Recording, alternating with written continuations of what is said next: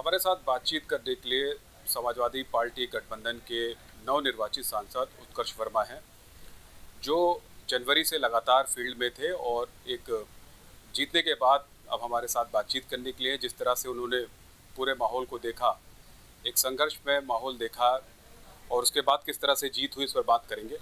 उत्कर्ष जी, सबसे पहले आपसे तो ये जानना चाहेंगे, आपका पहला संदेश क्या है आम जनता के लिए जिन्होंने आपको जीत का सेहरा बनाया? देखिए, हम सबसे पहले तो पूरे खीरी लोकसभा क्षेत्र की जनता को तहे दिल से बहुत बहुत आभार देते हैं, उनको धन्यवाद देते हैं कि उन्होंने इतनी बड़ी जिम्मेदारी दी हमें, जिता करके लोकसभा में भेजने का काम किया है। और हम बस यही कहना चाहते हैं कि पूरी मेहनत से, ईमानदारी के साथ में हम इस खीरी क्षेत्र की जनता के लिए और इस क्षेत्र की समस्याओं को हल करने के लिए काम करेंगे और एक मजबूत आवाज़ खीरी लोकसभा क्षेत्र की जनता को की लोकसभा में रखने का काम करेंगे। आपने जिस तरह से कहा कि आवाज़ रखी जाएगी जनता की, तो किस तरह से पूरे माहौल को आपने जनवरी से लेकर अब तक देखा? और ये भी कई बार बात उठाई जा रही थी कि जो केंद्रीय गृह राज्य मंत्री, उनके सामने प्रोफाइल वाइज काफ़ी छोटा चेहरा है और उम्र के लिहाज से भी छोटा है, उनका एक्सपीरियंस बहुत है, तो कहीं ये चुनौती लगा आपको?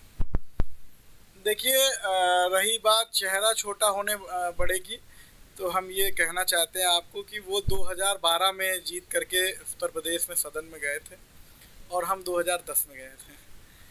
तो उसके बाद में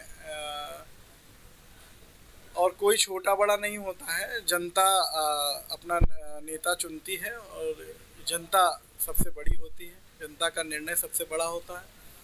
और इस चुनाव में जनता ने हमें मौका दिया है, हमें बनाया है, अपना समर्थन दिया है, तो हम भी जनता के लिए पूरी मजबूती के साथ काम करेंगे। कौन सी चुनौती लगती है आपको इस जीत के बाद, जो आपके सामने है, आने वाले दिनों में आप देखते हैं? देखिए, चुनौतियां तो बहुत सारी हैं, क्योंकि जनपद बाढ़ प्रभावित जनपद है। बाढ़ से जनपद को निजात दिलाना एक बहुत बड़ी चुनौती है। बहुत बड़ा क्षेत्रफल में जनपद है, तो आज भी सभी पूरे ब्लॉक स्तर तक शिक्षा की व्यवस्था अभी उतनी अच्छी नहीं है जितनी होनी चाहिए। एक एक स्कूल में 3-3 हज़ार तक बच्चे हैं और शिक्षक बहुत कम है, तो शिक्षक के क्षेत्र में भी काम करना है। स्वास्थ्य और चिकित्सा के क्षेत्र में भी काम करना है, क्योंकि अभी इस समय जिला अस्पताल ठीक से सुचारू रूप से नहीं चल पा रहा। बहुत बड़ा जनपद है, तो जो पलिया और निघासन के साथी हैं, मोहम्मदी साइड के लोग हैं, उनको जिला अस्पताल आने में बड़ी असुविधाएं होती हैं, दिक्कत होती है। तो जनपद के लिए चिकित्सा और स्वास्थ्य के लिए भी काम करना है। जनजात की बहुत बड़ी आबादी है, उनकी भी बहुत सारी समस्याएं हैं, तो उनकी समस्याओं को भी उठा करके उनकी समस्याओं को हल कराना है। ग्रांट एक्ट की ज़मीनें हैं, यहाँ पर कॉलोनियाँ बसी हुई हैं, उनकी भूमधरी का अधिकार दिलाने का एक बहुत बड़ा मुद्दा है, उनकी आवाज़ को भी उठाना है ताकि भूमधरी हो सके। विकास के क्षेत्र में काम करना है, जनपद विकसित हो। व्यापारी दृष्टिकोण से भी जनपद कहीं ना कहीं पीछे है, इस जनपद में व्यापार बढ़ाना है, व्यापारी जी से खुशहाल हों। और बहुत सारी चीज़ें हैं, घोषणा पत्र में भी हैं। और क्षेत्र में जब हमने दौरा किया, लोगों से वोट मांगने गए, तो बहुत सारी समस्याएं क्षेत्र के लोगों ने रखी हैं, वो हमारे दिमाग में है, लिखी हुई हैं, उन समस्याओं को भी हल कराना है। पीडीएफ फार्मूले पे जिस तरह से आप लोग चले, लड़े और जीते, तो क्या पिछड़ा, दलित, अल्पसंख्यक के लिए संघर्ष आगे भी जारी रहेगा? जी बिल्कुल रहेगा, इसमें कोई दो राय नहीं है।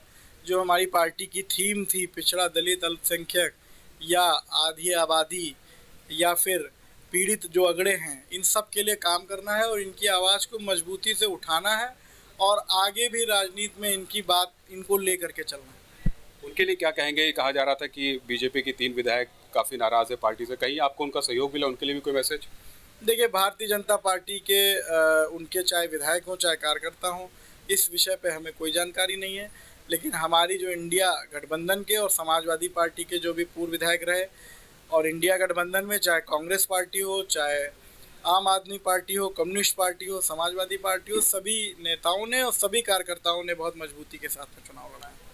तो ये थे नवनिर्वाचित सांसद उत्कर्ष वर्मा, जिनका कहना है कि आने वाले सालों में वो पीडीए के साथ खड़े रहेंगे और जनपद को एक अभूतपूर्व विकास देखने को मिलेगा। लखीमपुर खीरी से शारिक खान, भारत समाचार।